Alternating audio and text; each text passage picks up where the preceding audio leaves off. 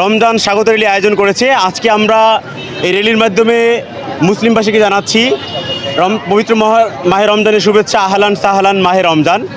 আজকে আমরা এই র্যালির মাধ্যমে রমজানের যে শিক্ষাগুলোকে আমরা মানুষের মাঝে উদ্বুদ্ধ করার চেষ্টা করেছি।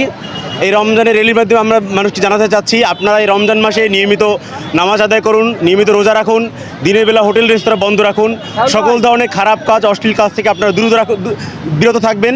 এবং আজকের এই র্যালির মাধ্যমে আমরা জানাতে চাচ্ছি যে আমরা সুস্থ ধারার যে সংস্কৃতিটাকে চর্চা করে আসছি, সেই সুস্থ ধারার সংস্কৃতিকে আপনারাও গ্রহণ করুন। এই সুস্থ ধারার সংস্কৃতির ভিতরেই মহান রব্বুল আলমিনের কল্যাণ নিহিত।